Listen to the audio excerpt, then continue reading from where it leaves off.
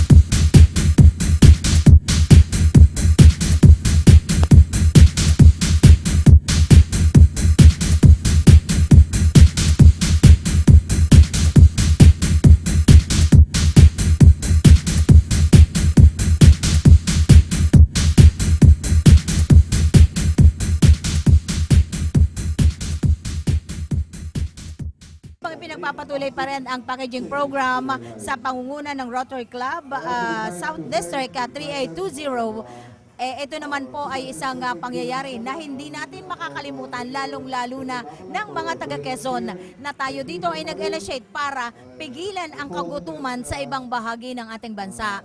So together with Miss Violet Cabral na kanina pa naririto at kasama natin si Dano Ordonez, kami po ay masaya na naging bahagi ng isang pagkakataon na kasama kami at ibibigay natin sa inyo, papakita po namin sa inyo ang detalyeng pangyayari dito sa SM City Lucena sa pamamagitan po ng Rotary Club. Ito ay may kaugnayan pa rin sa 108th anniversary ng Rotary Club International. Ako po si Nida Junco at kasama ko po dito ang aking station manager for television, ang pinakabagong television station sa Quezon Province na si Miss Violet Cabral. T-shirts with the Peace Corps Philippines